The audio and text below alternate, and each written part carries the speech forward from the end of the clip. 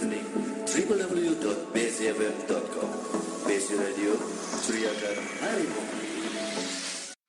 Besi Radio, ceriakan harimu.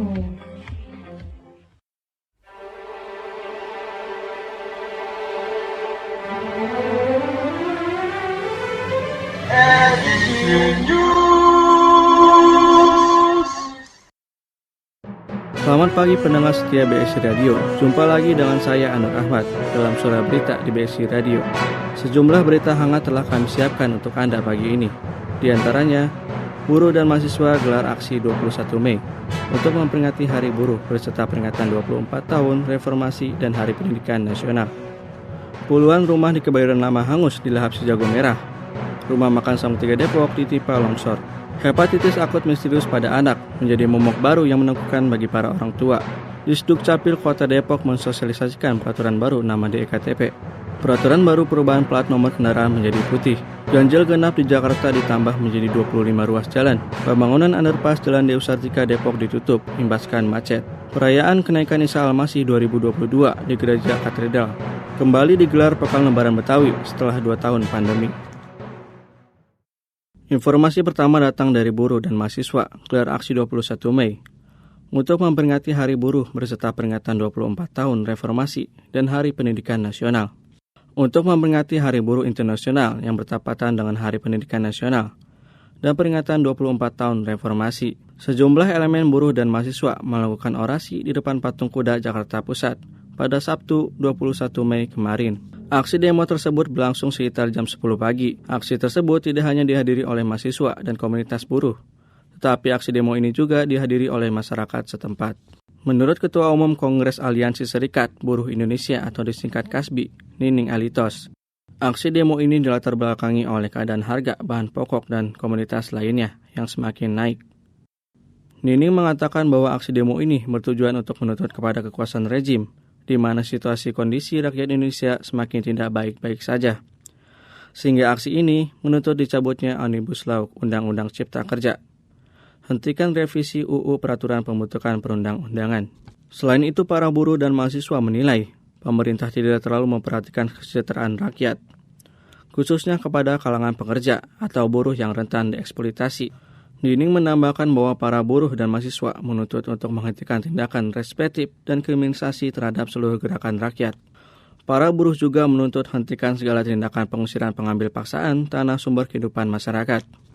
Karena aksi ini bertepatan dengan Hari Pendidikan Nasional, para buruh juga meminta pemerintah untuk memberikan pendidikan yang ilmiah dan gratis bagi rakyat.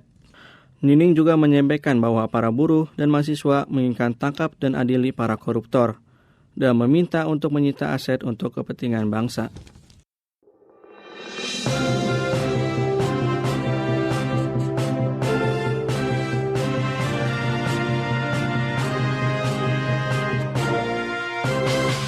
Informasi selanjutnya mengenai puluhan rumah di Kebayoran Lama hangus di lahap si jago merah. Kebakaran yang berlokasi di belakang sekolah menengah atas 29 Jakarta, yang dimana kebakaran tersebut telah melahap puluhan rumah warga. Penyebab kebakaran bersumber dari konsleting listrik bengkel yang berdekatan dengan pemukiman padat. Kebakaran terjadi sekitar jam 11 siang waktu setempat. Saat kebakaran terjadi, terdengar dentuman suara ledakan yang berasal dari ban, membuat warga sekitar panik. Pihak pemadam kebakaran Kebayoran menurunkan sekitar 23 mobil damkar untuk memadamkan kebakaran tersebut.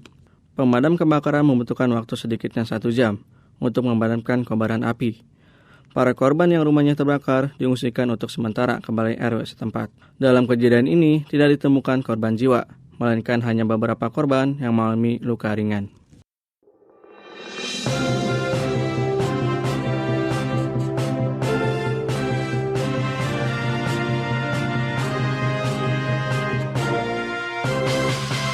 Berita berikutnya mengenai longsor menimbulkan korban jiwa. Hujan deras dan angin kencang mengakibatkan rumah makan Saung 3 Depok ditimpa longsor. Longsor terjadi sekitar pukul 3 sore pada Kamis 2 Juni 2022. Akibatnya, 2 orang tewas karena tertimpa longsor dan korban lainnya mengalami luka-luka. Korban meninggal mengalami luka pada bagian kepala, sedangkan korban yang mengalami luka-luka dibawa ke Rumah Sakit Umum Kota Depok. Pembinaan Masyarakat Bapak Jamaisman II mengatakan korban meninggal yakni Siti Marwati, warga Kebang Beji, dan Sudana, warga Mampang Pancoran Mas, Depok. Keduanya adalah seorang guru, sedangkan korban luka-luka yakni Dede Safaat, warga Rangkapan Jaya, Pancoran Mas, Depok. Dede mengalami luka di bagian kaki dan lengan atas yang sobek, sekitar 10 cm yang dijahit 5 jahitan. Jamarisman II menambahkan, saksi sempat memperingati kejadian naas tersebut. Namun, bencana alam tersebut tidak terhindari. Jamarisman II mengatakan pada saat kejadian, ketika korban sedang makan di rumah makan Saung 3 Depok. Ketika itu, para korban makan di saung bernomor 5, sedangkan saksi saung bernomor 6.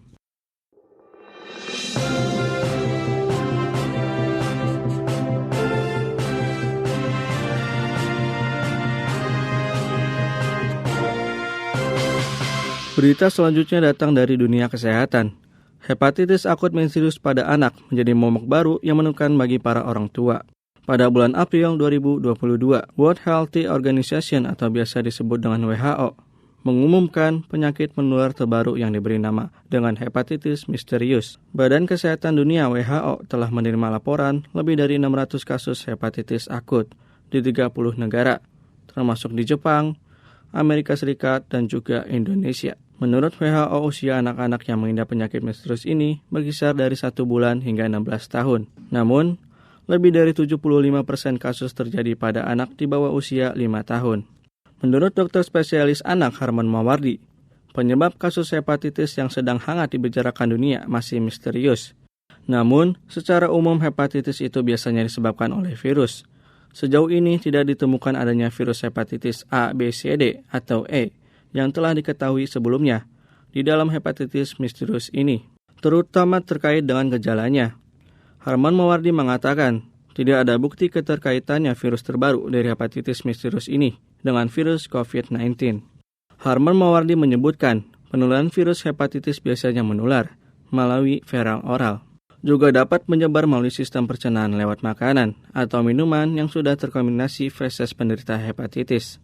Harman Mawardi menyebutkan, gejala yang menonjol dari hepatitis akut ini berupa demam, gangguan gastrointestinal, atau keluhan perut seperti mual, muntah, diare, juga dapat disertai dengan lesu sampai nyeri pada otot. Gejala juga dapat berlanjut dengan air kencing berwarna pekat, seperti teh, BAB putih pucat, kulit, dan mata kuning, bahkan sampai penurunan kesadaran, dan kontradiksi otot yang tidak sengaja atau biasa disebut dengan kejang. Agar orang tua lebih waspada, Harman Mawardi memberikan informasi tentang cara mencegah penyebaran hepatitis akut pada anak, seperti mencuci tangan, minum dan makan makanan yang bersih dan matang, membuang popok sekali pakai pada tempatnya, menggunakan alat makan sendiri, memakai masker, dan menjaga jarak. Akhirnya lulus juga. Yoi, lu mau lanjut kuliah apa kerja? Kuliah sih, tapi belum tahu mau kuliah di mana. Lu gimana? Gue juga masih bingung nih.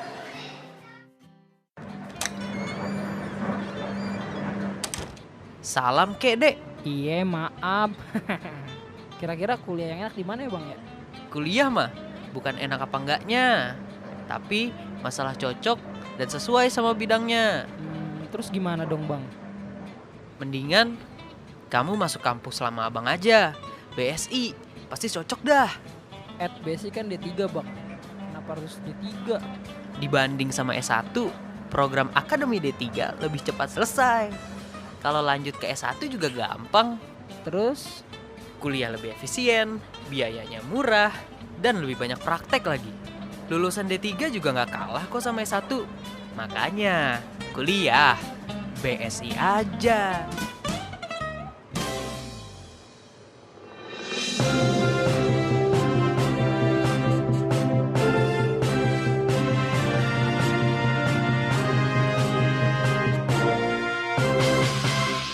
Informasi selanjutnya mengenai Dinas Kependudukan dan Pencatatan Sipil Kota Depok mensosialisasikan peraturan baru nama di Kartu Tanda Penduduk Elektronik.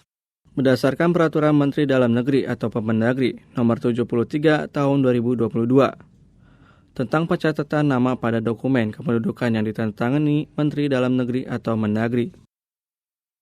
Tito Karnavian mengatakan penulisan nama pada dokumen kependudukan termasuk pada EKTP minimal menggunakan 2 kata. Nur Cahyono, Koordinator Identitas Pendudukan Dinas Kependudukan dan Pencatatan Sipil Kota Depok, ikut menjelaskan soal aturan baru nama di KTP. Pencantuman nama dalam EKTP tidak boleh disingkat. Peraturan baru ini dibuat untuk mempermudah pelayanan publik.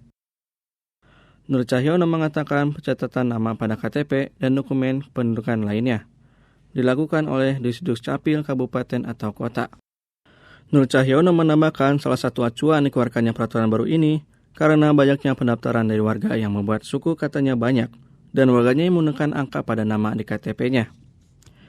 Jika pendaftaran ektp yang masuk bulan ini, wajib harus mengikuti aturan Kemendagri. Berlaku juga untuk yang baru lahir.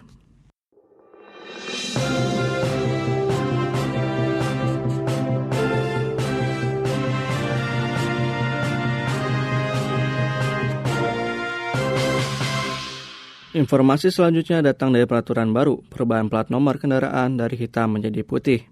Peraturan perubahan plat nomor kendaraan ini akan dilakukan secara bertahap dengan dimulainya pada Juni tahun ini. Untuk kedepannya, Kepolisian Negara Republik Indonesia atau biasa disebut dengan Polri menargetkan pergantian plat nomor kendaraan serentak pada tahun 2027 mendatang. Dikarenakan semua kendaraan pada tahun ini sudah masuk 5 tahun ke depan untuk pergantian tanda nomor kendaraan bermotor. Korps Lalu Lintas Kepolisian Resor Metro Depok Brigadir Polisi Satuwira mengatakan, perubahan warna pada plat nomor akan dilakukan berskala nasional. Peraturan baru ini bertujuan untuk mempermudah penerapan tilang elektronik pada tahun ini dan beberapa tahun ke depan. Polri memprioritaskan kendaraan baru, pergantian mutasi nama, dan pembayaran pajak 5 tahun. Sosialisasi yang dilakukan pihak Polri untuk menyampaikan kepada masyarakat melalui menggunakan media sosial, media online, cetak, dan mensosialisasikan secara langsung kepada masyarakat. Pada saat masyarakat membayar pajak tahunan ke sistem administrasi manunggal, satu atat atau samsat.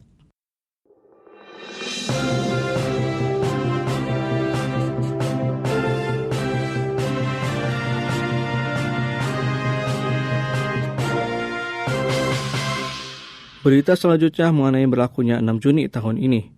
Ganjil genap di Jakarta ditambah menjadi 25 ruas jalan. Perluasan aturan ganjil genap di beberapa ruas jalan di Jakarta akan diberlakukan mulai 6 Juni 2022. Sebelum itu, pihak Dinas Perhubungan akan melakukan sosialisasi hingga 5 Juni. Lina Susanti, Ketua Pelaksana Pusat Data dan Pelayanan Informasi Dinas Perhubungan DKI Jakarta, mengatakan alasan kebijakan penerapan ganjil genap ditetapkan untuk mengendalikan volume lalu lintas yang ada di daerah khusus Ibu Kota Jakarta, agar masyarakat beralih ke transportasi publik yang telah pemerintah DKI Jakarta sediakan, seperti Jaklingko dan lain sebagainya. Lina Susanti mengatakan bahwa pihaknya sedang mengevaluasi penerapan sistem ganjil genap di jalan protokol di Ibu Kota.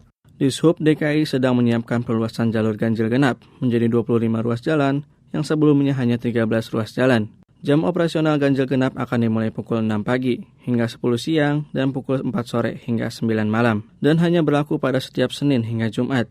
Sedangkan pada hari Sabtu dan Minggu, ganjil genap tidak diberlakukan. Ganjil genap juga tidak berlaku bagi kendaraan Dinas Kepolisian Negara Republik Indonesia, Tentara Nasional Indonesia, ambulan, pemadam kebakaran, kendaraan yang menggunakan bahan bakar listrik, sepeda motor, dan angkutan umum dengan plat dasar kuning, dan kendaraan darurat lain yang dikecualikan. Pelanggar sistem ganjil genap, Jakarta akan dikenakan sanksi tilang yang mengacu pada pasal 287 Undang-Undang Nomor 12 Tahun 2009 tentang lalu lintas dan angkutan jalan atau LLAJ, yakni dikenakan denda maksimal sebesar Rp500.000.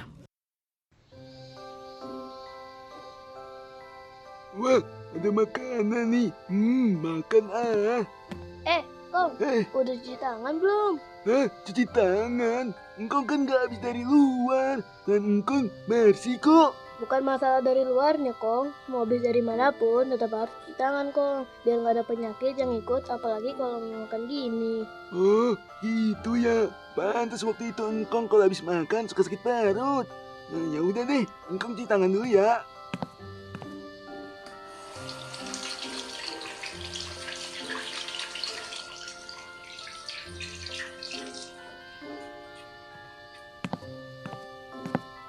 Nah, kan udah cuci tangan nih. Makan yuk, Kong. Wah, iya, ayo makan. Ayo lakukan gerakan cuci tangan. Tangan bersih, penyakit hilang.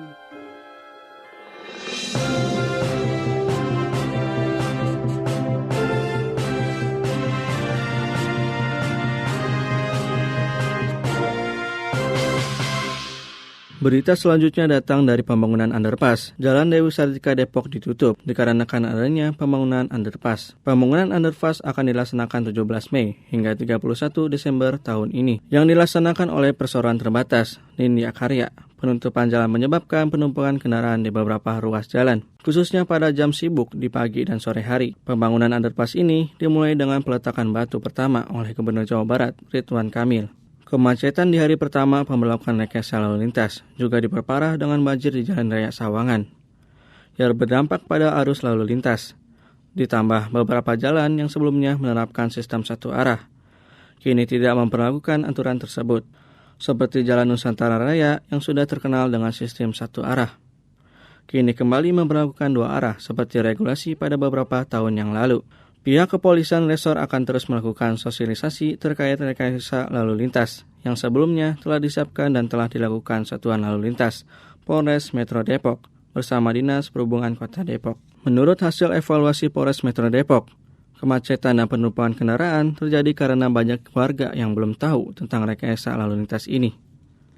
Pihaknya akan menambahkan rambu-rambu lalu lintas sebagai informasi dan memudahkan para pengguna jalan. Pihak Polres akan menambah papan petunjuk untuk memudahkan para pengendara.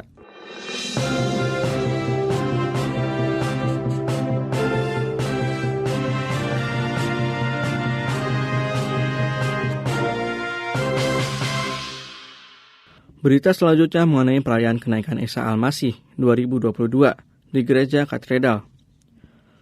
Ibadah perayaan kenaikan Isa Al-Masih di Gereja Katedral kali ini, pihak gereja telah menyiapkan bangku untuk ibadah sebanyak 1.300 bangku. Karena gereja katedral akan melakukan ibadah dengan sistem offline maupun dengan sistem online. Gereja Katedral Jakarta telah menggelar ibadah kenaikan Isa Al-Masih pada Kamis 26 Mei kemarin. Ibadah peringatan kenaikan Isa Al-Masih di gereja katedral akan dimulai pukul 8 pagi waktu setempat dengan sistem offline dan online. Kemudian dilakukan pukul 11 siang waktu setempat dan pukul 5 sore dengan sistem offline.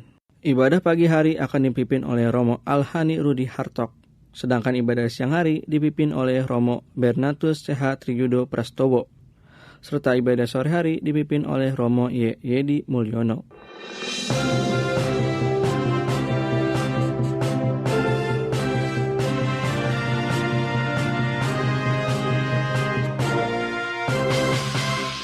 Informasi terakhir mengenai kembali gelar Pekan Raya Lebaran Betawi setelah 2 tahun pandemi. Kegiatan di perayaan Lebaran Betawi menampilkan kesenian Betawi, demo masak kuliner Betawi, penanaman bibit pohon khas Betawi hingga talk show telah disiapkan panitia untuk memeriahkan acara.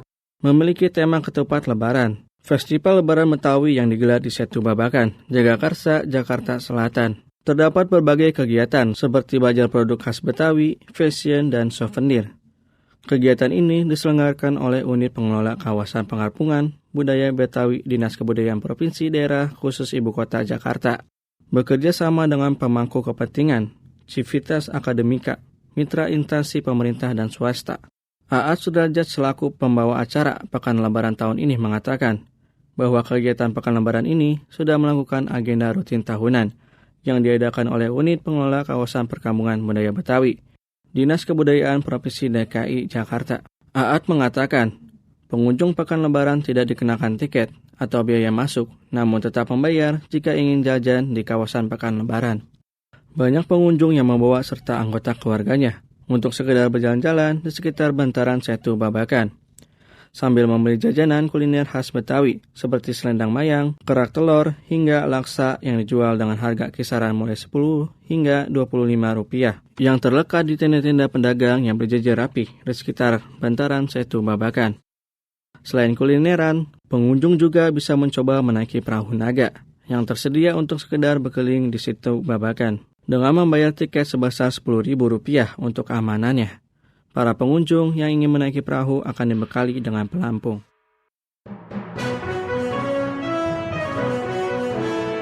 Demikianlah sejumlah berita dan informasi terhangat yang dapat kami sampaikan ke ruang dengar Anda. Selamat pagi, selamat beraktivitas, dan sampai jumpa.